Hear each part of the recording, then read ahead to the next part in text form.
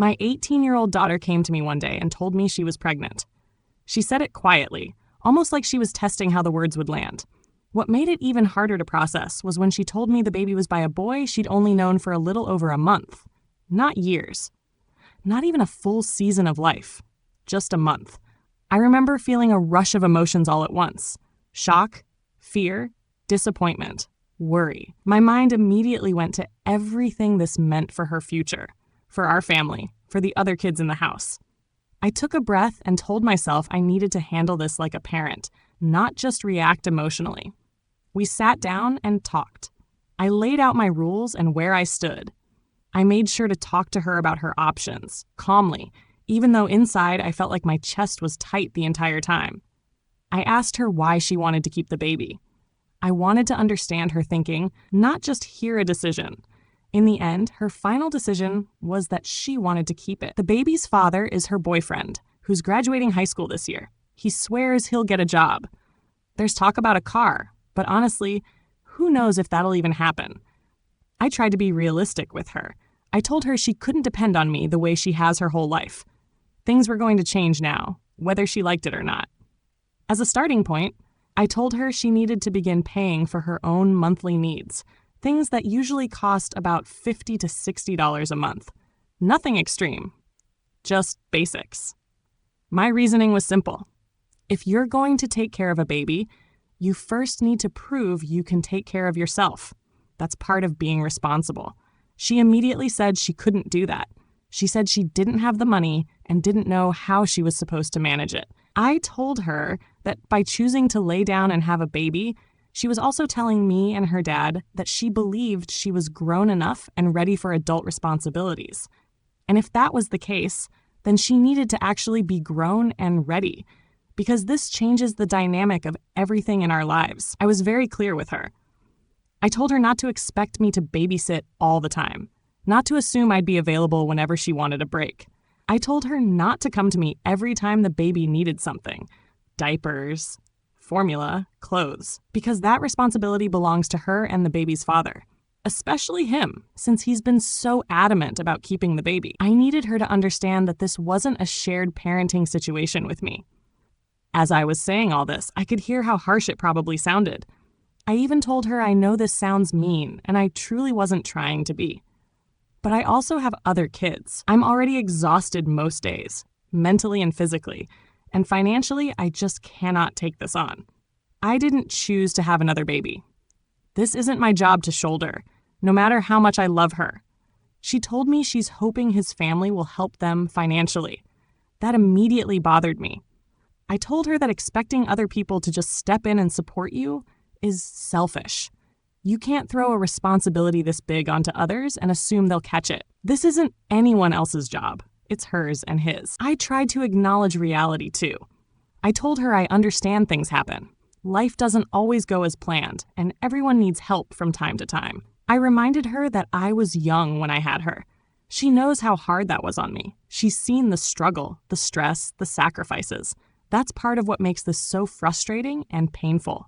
I feel like she watched me go through it and still ended up here. Now I'm left sitting with all these thoughts and emotions, wondering what the next few months and years are going to look like. I'm questioning myself constantly. If I'm being too strict or not strict enough, if I'm protecting my sanity or pushing my daughter away. I love her, but I'm scared for her, and I'm scared for the rest of my family too. Everything has felt heavier in the house. There's this quiet tension that hangs in the air, like everyone knows something big has changed, but no one is quite sure how to move around it yet. I can tell she's upset with me. She's more distant, more guarded. Sometimes she looks at me like I've betrayed her, and that hurts more than I want to admit. I keep replaying the conversation in my head, wondering if I could have said things differently. Not softer, necessarily, but maybe clearer. I don't regret being honest, but I do struggle with the guilt that comes after. As a mother, it's instinct to want to protect your child, to step in and make things easier. But then I think about reality. Love alone doesn't pay bills. Love doesn't buy diapers or formula. Love doesn't magically give you energy when you're already burned out. She talks a lot about the baby's father and how confident he sounds about everything working out, how he says he'll figure it out.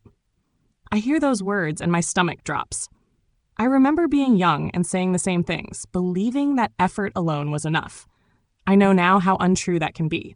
Wanting something doesn't automatically mean you're prepared for it. I asked her what their actual plan was. Not dreams, not hopes. A real plan. Where are they going to live? How are they paying for doctor visits? What happens if he doesn't get a job right away, or if they break up? She didn't have answers. She just kept saying they'd work it out together, that people always find a way. I didn't push further, but inside I felt that familiar knot of worry tight. What scares me the most is that she seems to believe support is guaranteed, that someone will step in if things get too hard. Me, his parents, someone. I tried to explain that help is different from responsibility. Helping occasionally is one thing. Raising a child for you is another. I don't think she fully understands where that line is yet. I've also had to think about my other kids. They still need me. They still rely on me emotionally, financially, physically. I can't pour everything into this situation and leave them with less. That wouldn't be fair to them. And yet, I feel torn because she's still my child too. Even if she's legally an adult, there are moments when I see flashes of fear in her. When she thinks I'm not looking, her hand rests on her stomach and her expression changes. That's when I remember she's scared too, even if she won't say it out loud. She's stepping into something permanent, something she can't undo. And I don't think the weight of that has fully settled yet. At night, when the house is quiet, I think about what this means long term. The arguments that are probably coming, the financial strain, the emotional exhaustion, the possibility that she'll struggle more than she expects and resent me for not stepping in. I wonder if standing firm now will help her later, or if it will cost me our relationship. I don't want to be the villain in her story. I don't want her to feel abandoned, but I also don't want to enable a situation that I know, deep down, I can't sustain. I keep reminding myself that boundaries aren't punishment. They're protection. For me, for my family, and ultimately for her too. Still, the doubt creeps in. Am I being reasonable, or am I being too harsh? Am I preparing her for adulthood, or am I pushing her into it too fast? I don't have clear answers yet. All I know is that things will never go back to how they were, and we're only at the beginning of something that's already changing all of us. Situations like this are never black and white, and that's what makes them so painful. On one hand, this is a parent who clearly loves their child and understands firsthand how hard young parenthood can be. On the other hand, love doesn't erase responsibility, and it doesn't magically create resources that simply aren't there. What stands out most here is the attempt to set boundaries, not out of cruelty, but out of survival.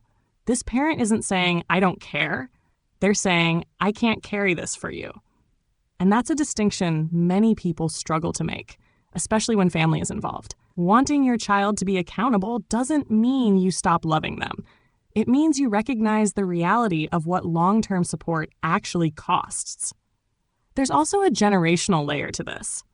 The daughter grew up watching her mother struggle as a young parent, yet still believes things will somehow work out because they always do. That belief often comes from seeing others step in and make sacrifices behind the scenes, sacrifices that aren't always visible until you're the one making them.